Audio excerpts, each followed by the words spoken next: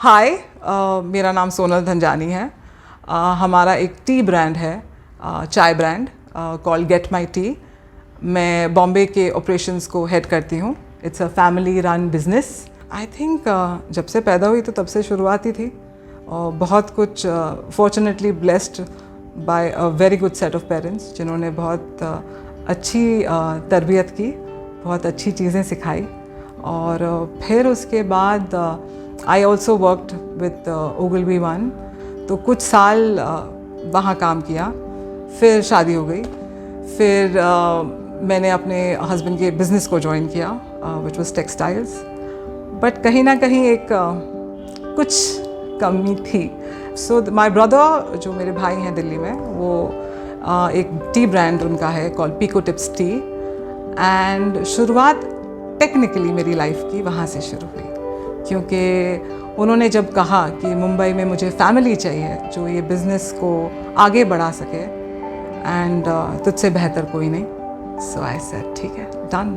And 7 years ago, 7 साल पहले मैंने ये बिज़नेस में अपना पैर रखा, टी बिज़नेस में। एंड आई थिंक वहाँ से मेरी एक्चुअल लाइफ की एक्साइटिंग और बहुत ही मज़ेदार जर्नी शुरू हुई। मेरे अंकल से शुरुआत हुई थी, मिस्टर PV मल्होत्रा, क्योंकि वो प्लांटर थे, वो टी गार्डन्स में थे। सो शुरुआत एक्चुअली बहुत साल पहले हुई, बट मेरी पर्सनल जर्नी 7 साल पहले। सो बहुत सारी चाय के बारे में सब जानते हैं, बट सबसे बेहतर एंड इंडिया की बहुत मशहूर is the Darjeeling T. I think there is also a quote that says, I'm going to paraphrase, that how what champagne is to France, Darjeeling tea is to India. So that is the beauty of Darjeeling tea. उसे blend भी किया जाता है, कभी Assam T के साथ उसे blend किया जाता है. So the other chai is the Assam chai और इंडिया की, और उसे kind of blend किया जाता है with दार्जिलिंग टी. सो क्या होता है, थोड़ा कड़कपन आ जाता है, क्योंकि दार्जिलिंग बहुत लाइट चाय है और आसाम बहुत स्ट्रॉन्ग। फिर आ जाता है आपका the concept of black teas and green teas. So black tea is fermented chai, which means आप उसे जब प्लग करते हैं, फिर उसके बाद उसे खुला छोड़ देते हैं 1 घंटा, ताकि वो थोड़ी वो जो कालापन उसका वहीं से आता है, उसे फिर उसके बाद उसकी मैन्युफैक्चरिंग होती है। Green tea is not fermented. So green tea क्या होता है, आप उसे जैसे ही उसे प्लग करते हैं उसको सीधा मैन्युफैक्चरिंग में डाला जाता है। सो कहीं ना कहीं आई थिंक ग्रीन टी की जो खासियत है कि उसके जो एंटीऑक्सीडेंट्स हैं वो रिटेन हो जाते हैं, because it is not expose to air, and that is why it is got very high medicinal properties. उसे बहुत माना जाता है। फिर होती है ओलोंग। ओलोंग के बारे में लोग बहुत कम जानते हैं, बट ओलोंग एक सेमी फर्मेंटेड चाय है।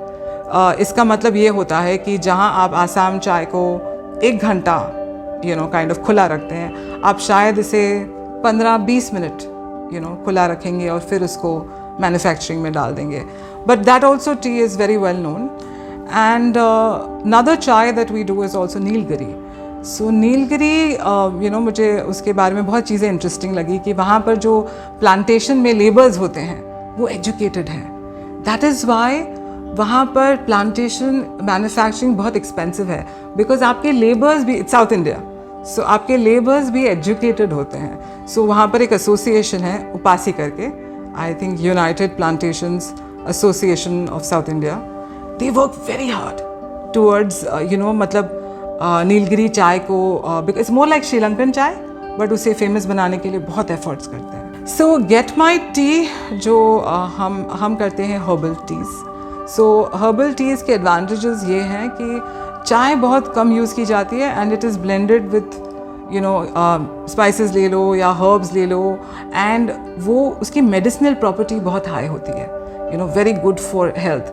सो at get my tea there is moringa chai, there is turmeric, there is एक डाइजेशन के लिए चाय, फिर एक कावा और एक प्लेन ग्रीन टी। सो बहुत वैरायटी, एंड सो बहुत सारी चीज़ें ब्लेंड, आप टी की बहुत अच्छी ब्लेंडिंग भी कर सकते हैं। लाइक बहुत सारे जो लोग हैं वो प्रेफर करते हैं कि खाने के बाद थोड़ी ग्रीन टी हो जाए, एंड तो हमारी जो चाय होती है उसके जो फ्लेवर्स बहुत ही, हमारी अंडरस्टैंडिंग ऑफ टी इतनी हाई है कि we are very particular with हम क्या ब्लेंड करते हैं। देयर इज़ और बाकायदा टी टेस्टर्स हैं, बाकायदा हम बहुत सारा प्रोसेस के थ्रू, रिसर्च के थ्रू हम अपनी टीज़ को लोगों के पास लाते हैं, because you do not want to take in so much caffeine. And I think इस दौरान स्पेशली 1 साल में सेहत इतनी प्राइमरी कंसर्न बन गई, तो हमारा मानना ये है कि हम जैसे बहुत केयरफुल हैं हम क्या खाते हैं, उसी तरह से आई थिंक हम क्या पीते हैं उतना ही ज़रूरी बन जाता है। सो आई थिंक हमारे लिए ये चाय इस दौरान इंट्रोड्यूस करना was this very major reason कि आप क्या पी रहे हो वो भी ज़रूरी है। सो एक कन्फ्यूशियस का एक कोट है जिसे इंग्लिश में कहते हैं कि when 3 people walk together, one is my teacher.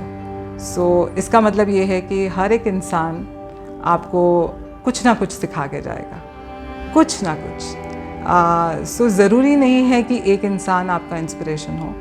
I think अगर आप सीखने वाले बनो, आप हर एक इंसान से सीख सकते हो। My daughter is also my inspiration because during the lockdown I think when everybody was really struggling कि फीलिंग्स से, कि इमोशन के doldrums, to see her so vibrant and so happy, so उनके लिए भी बहुत डिफ़िकल्ट था। Like they could have really, like she could have really been upset because आप स्कूल नहीं जा रहे हो, आप अपने फ्रेंड्स को नहीं मिल रहे हो, she is a single child, तो बहुत सारी बातें उसे अफेक्ट कर सकती थी। But she was amazing and उसे देख के मुझे लगता था अगर ये दुखी नहीं तो फिर मुझे कोई हक नहीं बनता दुखी होने का। So when you look at whether it's Pico Tips tea, whether it's Get My Tea, what makes us different और हम कैसे अलग हैं? So the story goes long back. Okay, so my uncle, Mr. P.V. Malhotra, was at the tea gardens, the plantations, for like more than 40 years.